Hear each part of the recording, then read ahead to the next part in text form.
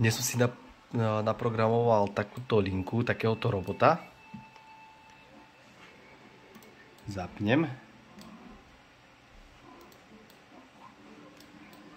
Kde mi paletku presunie na druhú, počkaj, toto stlačam, na druhú paletku, na druhom pase, spojí ju, vidíš?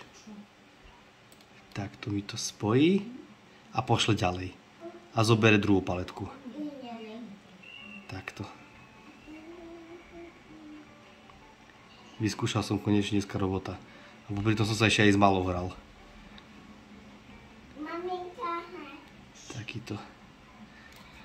A takto mi to pracuje v programe.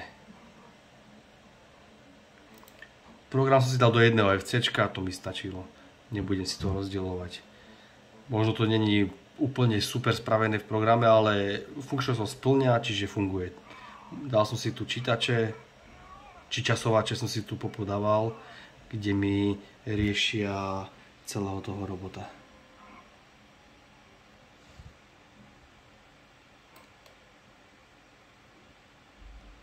Tak toto pracuje.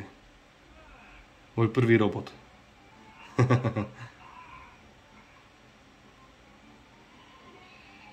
Spojí, pošle ďalej. Dokonca potom si tu môžem nastaviť ešte, dajme tomu, dám si tu ešte nejaký, pridám si tu nejaký senzor, kde mi bude snímať modré paletky, zelené paletky a dajme tomu zelené paletky pôjdu jedným smerom a modré paletky pôjdu druhým smerom. Lenže keď si zoberieš, vidíš, aha, niekedy to je naplánované, že modrú dá, ako teraz pôjde, modrú dá na zelenú, tým pádom bude vrchná modrá. Ale dá sa to nejak takto nasmerovať. Nastaviť kadejak, naprogramovať.